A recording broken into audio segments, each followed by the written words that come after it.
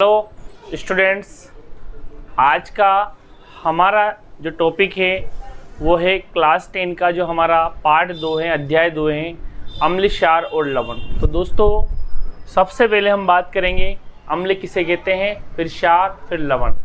तो सबसे पहले दोस्तों अम्ल की हम परिभाषा देख लेते हैं कि अम्ल क्या है। तो अम्ल वे पदार्थ होते हैं जो, यानी कि अम्ल कौन कौन से पदार्थ होते हैं जिनकी क्या क्या गुणधर्म होते हैं, जो स्वाद में दोस्तों कैसे होते हैं, स्वाद में खट्टे होते हैं, स्वाद में कैसे होते हैं, खट्टे। इसके बाद दूसरा अगर हम बात करें, ये नीले लिटमस पत्र को लाल रंग में बदल देते हैं। किसमें? लाल रंग में बदल देते हैं, यानी कि स्वाद में खट्टे होते हैं, नीले लिटमस पेपर को लाल रंग में बदल देते हैं। साथ ही साथ दोस्तों आगे इनका अगर अपन बात करें कि ये जली विलयन में, जब हम इनको जल में घोलेंगे तो जली विलयन में दोस्तों ये H+ यानी कि हाइड्रोजन आयन देते हैं। जली विलयन में ये हाइड्रोजन जो है H+ आयन देते हैं, ये इनकी विशेषता है। साथ ही साथ इम्पोर्टेंट बात ये है कि इनका pH मान जो होता है दोस्तों, वो होता है 0 से 7 के बीच, 0 से 7 के मध्य होता है। यानी कि अम्ल जो होते हैं स्वाद में खट्टे होते हैं, इनमें इनकी जली विलयन H+ आयन देते हैं। साथ ही साथ नीला लिटमस पत्र को ये लाल रंग में बदल देते हैं और ये स्वाद में खट्टे होते हैं और इनका pH मान 0 से 7 के बीच होता है। अब दोस्तों इनके अम्लों के उदाहरण की हम बात करें तो अम्लों के क्या क्या उदाहरण हैं, कितने उदाहरण हैं, तो बहुत सारे एग्जाम्पल्स अम्लों के मिल जाते हैं। जैसे सल्फ्यूरिक अम्ल जो है उसका सूत्र है दोस्तों H2SO4। इसके अलावा है हाइड्रोक्लोरिक जो अम्ल है उसका फॉर्मूला है HCl। क्या है? HCl। इसके अलावा है नाइट्रिक अम्ल का फॉर्मूला है HNO3। क्या है? HNO3। इसके अलावा एसिटिक अम्ल का जो फॉर्मूला है वो है दोस्तों CH3COOH। और भी कई सारे अम्ल हैं, जैसे ऑक्जेलिक अम्ल COOH2, ये है ऑक्जेलिक अम्ल। इसके अलावा है फार्मिक अम्ल HCOOH। इसके अलावा लैक्टिक अम्ल, टार्ट्रिक अम्ल, ये कई सारे अम्लों के उदाहरण हैं। तो सल्फ्यूरिक अम्ल जिसे गंधक का अम्ल भी कहते हैं, हाइड्रोक्लोरिक अम्ल जिसे नमक का अम्ल भी कहते हैं, और नाइट्रिक अम्ल यानी कि HNO3 जिसे शोरे का अम्ल भी कहते हैं, और एसिटिक अम्ल जिसमें विनेगार यानी कि सिरका पाया जाता है, इसमें एसिटिक अम्ल। और दोस्तों जो ऑक्जेलिक अम्ल जो हैं यानी कि COOH2, ये जो टमाटर जो होता है उसमें ऑक्जेलिक अम्ल पाया जाता है, और HCOOH यानी कि फार्मिक अम्ल, जो चींटी का डंक होता है उसमें फार्मिक अम्ल पाया जाता है, चींटी के डंक में फार्मिक अम्ल पाया जाता है। तो ये अम्ल से संबंधित हमने महत्वपूर्ण जो जानकारी इसमें देखी। अब हम बात करते हैं क्षार की। तो देखिए क्षार किन्हें कहते हैं, इसको आप नोट कर लीजिएगा। अब मैं आपको क्षार के बारे में कुछ महत्वपूर्ण जानकारी देता हूं।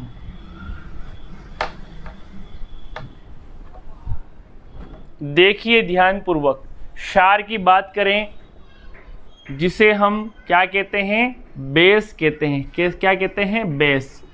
तो क्षार के बारे में नंबर 1, क्षार जो होते हैं ये स्वाद में कड़वे होते हैं। स्वाद में कैसे होते हैं? कड़वे होते हैं। ओके, साथ ही साथ जली विलयन में ये कौन सा आयन देते हैं? OH माइनस, यानी कि हाइड्रोक्साइड आयन देते हैं। कौन सा आयन देते हैं? हाइड्रोक्साइड आयन देते हैं। और हम बात करें कि जो क्षार जो होते हैं स्वाद में कड़वे होते हैं, जली विलयन में हाइड्रोक्साइड आयन देते हैं। और ये लाल लिटमस को, यानी कि लाल लिटमस पेपर अगर इसमें डालेंगे, लाल लिटमस को ये नीले रंग में बदल देते हैं। कौन से रंग में? नीले रंग में बदल देते हैं। ओके, साथ ही साथ हम बात करें इनका पीएच मान, इनका जो पीएच जो मान होता है दोस्तों वो होता है 7 से 14 के बीच। कितना होता है? 7 से 14 के बीच, यानी कि पीएच इनका होता है 7 से अधिक होता है। किससे? 7 से। अब क्षार के उदाहरण की हम बात करें तो एग्जाम्पल्स जैसे NaOH यानी कि सोडियम हाइड्रोक्साइड, जिसका सामान्य नाम है कास्टिक सोडा। क्या है? Caustic soda. इसके अलावा KOH यानी कि पोटेशियम हाइड्रोक्साइड, पोटेशियम हाइड्रोक्साइड, ये भी एक प्रकार का क्या है? क्षार है। इसके अलावा कैल्शियम हाइड्रोक्साइड यानी कि कैल्शियम हाइड्रोक्साइड भी एक प्रकार का क्या है? क्षार है। इसके अलावा मैग्नीशियम हाइड्रोक्साइड यानी कि MgOH2, मैग्नीशियम हाइड्रोक्साइड जिसको हम मिल्क ऑफ मैग्नीशिया भी कहते हैं, ये भी एक प्रकार का क्या है? क्षार है। इसके अलावा अमोनियम हाइड्रोक्साइड यानी कि NH4OH, ये भी एक प्रकार का दुर्बल क्षार का उदाहरण है। तो हमने क्षार के भी कुछ महत्वपूर्ण एग्जाम्पल्स देखे, जैसे सोडियम हाइड्रोक्साइड जिसे कास्टिक सोडा कहते हैं, जिसका सूत्र है NaOH, पोटेशियम हाइड्रोक्साइड जिसका फॉर्मूला है KOH, कैल्शियम हाइड्रोक्साइड जिसका फॉर्मूला है CaOH2, और मैग्नीशियम हाइड्रोक्साइड जिसका उपयोग एंटी एसिडिटी के रूप में भी किया जाता है, जिसका फॉर्मूला है MgOH2। इसके अलावा और भी बहुत सारे क्षार हैं, जैसे एल्यूमिनियम हाइड्रोक्साइड। एल्यूमिनियम हाइड्रोक्साइड भी एक प्रकार का क्या है? क्षार है। तो दोस्तों हमने क्या देखा? क्षार के कुछ महत्वपूर्ण एग्जाम्पल्स भी देखे।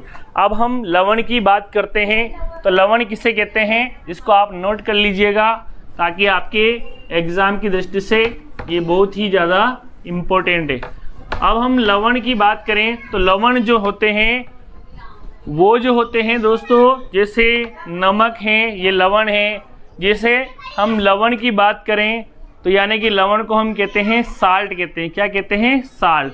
तो जब भी अम्ल और क्षार आपस में क्रिया करेंगे तो दोस्तों क्या बनाएंगे? लवण बनाएंगे। क्या बनाएंगे? लवण तथा जल। तो सिंपल सा उदाहरण है, बहुत सारे साल्ट हैं, लेकिन आपको उदाहरण में कुछ दे देता हूँ। जैसे सिंपल सा उदाहरण है नमक। तो नमक एक प्रकार का क्या है? साल्ट है या लवण है, जिसका फॉर्मूला है सोडियम क्लोराइड। क्या है? Sodium chloride. तो यानी कि ये नमक है। इसके अलावा जैसे और भी बहुत सारे साल्ट के उदाहरण हैं, पोटेशियम सल्फेट। पोटेशियम सल्फेट ये भी एक प्रकार का क्या है? क्षार है। इसके अलावा कैल्शियम सल्फेट ये भी एक प्रकार का क्या है? साल्ट का उदाहरण है कैल्शियम सल्फेट। ये पोटेशियम सल्फेट भी एक प्रकार का लवण है, ये भी लवण है, ये भी लवण है। कैल्शियम क्लोराइड ये भी लवण है, आपको याद रखना है कैल्शियम क्लोराइड। इसके अलावा जैसे अमोनियम क्लोराइड NH4Cl ये भी एक प्रकार का क्या है? लवण है, अमोनियम क्लोराइड। इसके अलावा और भी जैसे अमोनियम नाइट्रेट जो है ये भी एक प्रकार का क्या है? साल्ट है या लवण है। बहुत सारे लवण्स के एग्जाम्पल्स आपको मिल जाएंगे, जैसे अमोनियम सल्फेट। ध्यान रखना, अमोनियम सल्फेट ये भी एक प्रकार का क्या है? लवण है। तो जितने भी मैंने आपको अभी जो लवण के एग्जाम्पल्स बताएं उन सबको आपको ध्यान से रखना है। जैसे ध्यान रखना है और याद, MgSO4 ये भी एक प्रकार का लवण है, इसका नाम है मैग्नीशियम सल्फेट। क्या है? Magnesium sulphate.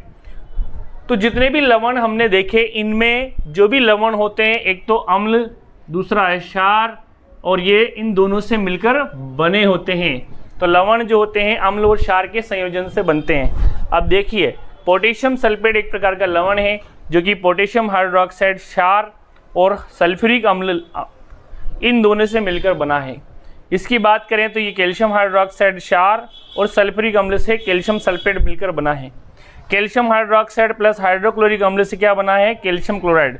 अमोनियम हाइड्रोक्साइड और HCl से क्या बना है? Ammonium chloride.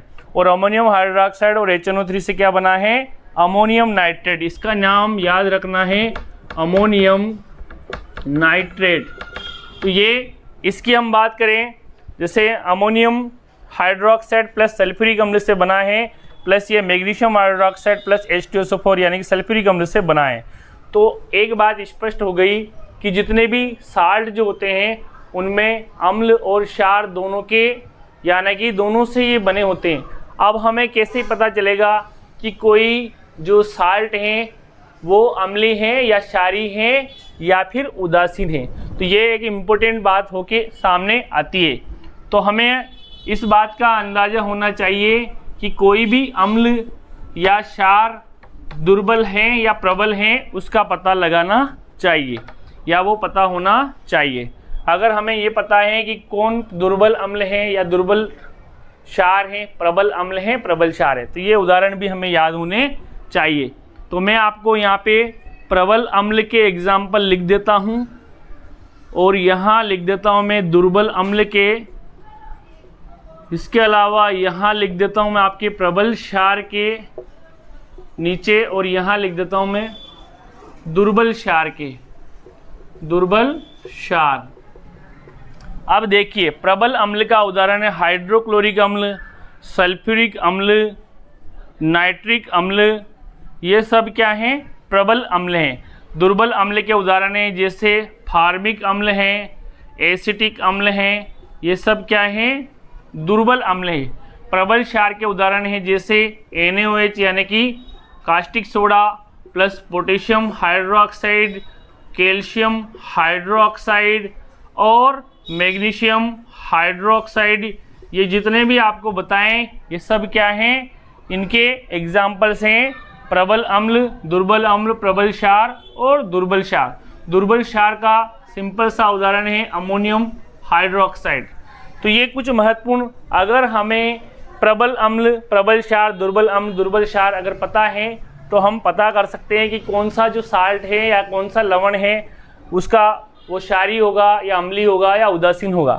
तो ये उदाहरण आपको याद रखने हैं, इनको आप अपनी कॉपी में नोट कर लीजिए।